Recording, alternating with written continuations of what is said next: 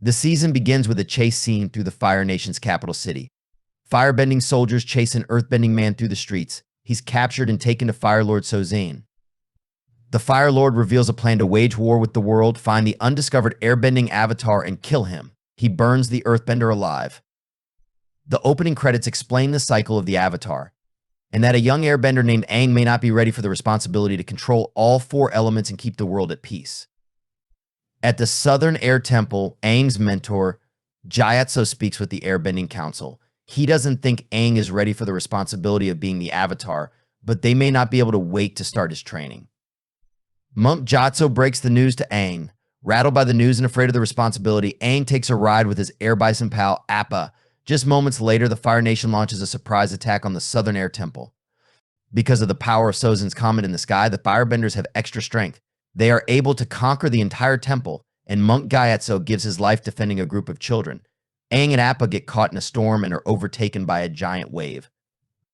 Just before drowning, Aang suddenly glows blue and encases himself in an ice ball. Later, we see Katara attempt to get a handle on her waterbending. She lives in Wolf Cove, the snow-covered village. She finds her older brother Sokka bossing around his crew, the soldiers meant to protect Wolf Cove. Then she accompanies him on a fishing trip. Sokka warns Katara for engaging in waterbending. If the Fire Nation learns about this, she'll be in trouble. She's the only waterbender residing in the Southern Water Tribe. While on the water, Katara and Sokka experience an inexplicable natural event.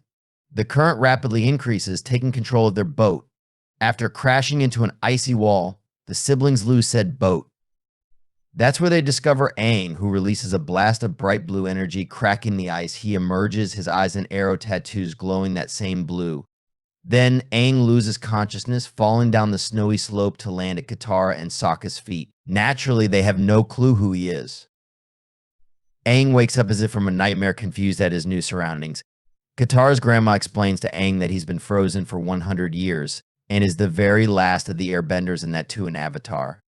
All of his family and friends are dead because the Fire Nation destroyed his home. That is a lot to absorb for a young boy. Katara finds Aang outside. She tries to comfort him, relating to his loss by sharing her own. Her mother died when the Fire Nation raided their village, and her father left 3 years ago to fight the Firebenders, leaving her with her brother and Gran. Then Katara takes Aang to the cave where she secretly practices waterbending. Aang gives her some tips for harnessing her water abilities.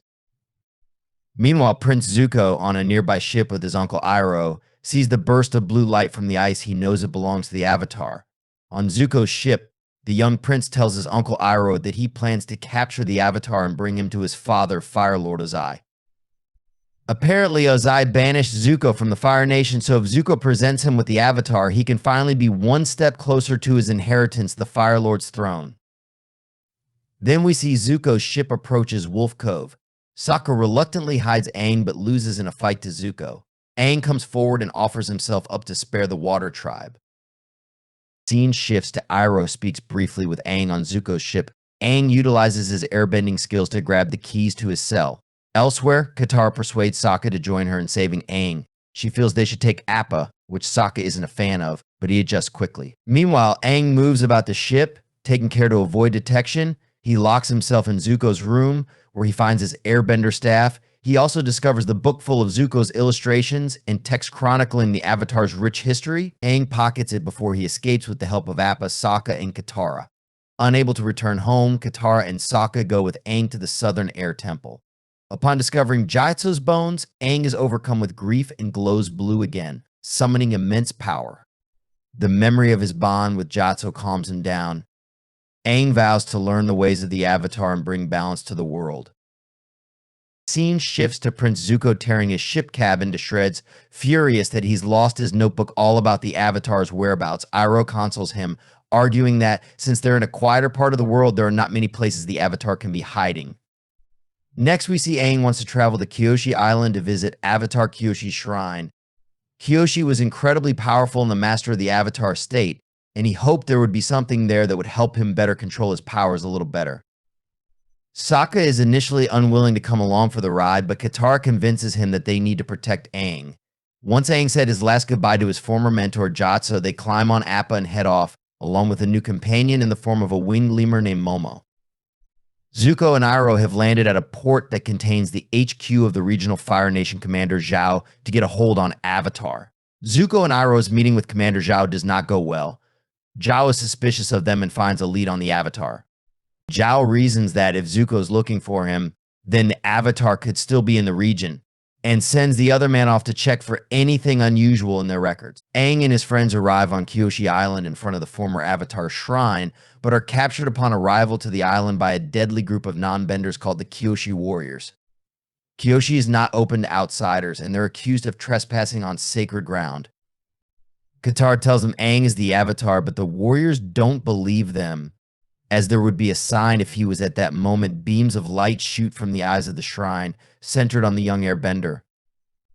One of them, a young woman named Suki, convinces her mother, Yukari, leader of the island, to let them stay for 48 hours to look through their archives and offering them food and shelter. There are some hints of attraction between Sokka and Suki as the episode wears on, with the pair swapping fighting styles and techniques. In the next scene, Aang struggles to find anything to help him train, but Katara finds some key information in a book detailing Kyoshi's past lives that Aang can access the past avatars inside him. Aang then deeply meditates and enters a sort of dream state where he can communicate with the former avatar Kyoshi. She tells him the glow is the avatar state, and it allows him to access and channel the power and knowledge of all past avatars. However, he must train hard and master the bending of all the elements in order to harness this power. Elsewhere, Prince Zuko spots that Zhao's boat has left port, and a market trader informs him the commander has gone in search of reports of a flying cow appa off Kyoshi Island. Worried Zhao will find the Avatar first, Zuko rushes to the same location. He wants to capture Aang so he can head home, and doesn't want Commander Zhao to take that chance away from him, though. In the village, Sokka and Suki discuss being warriors who can't bend the elements, and they have a moment where they almost kiss, but a town alarm interrupts them. While Aang stays in the Avatar state, Commander Zhao arrives. He and his soldiers prepare to search the town for an outsider, but the Kyoshi warriors attack.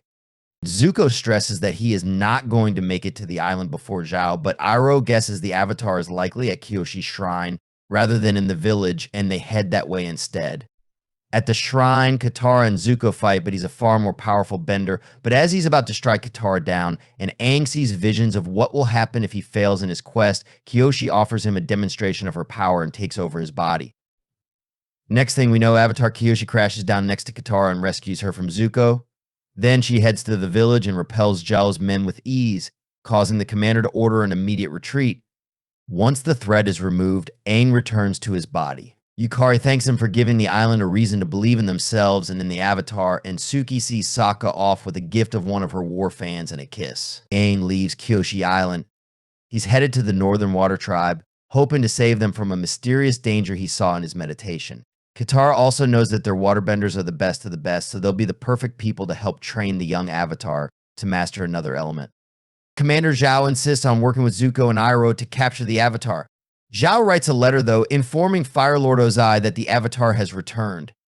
With that, we have come to the end of our episode. If you liked the video, make sure to hit that subscribe button and ring the notification bell so you never miss out on our latest recaps. We're here to turn your movie nights into an unforgettable experience.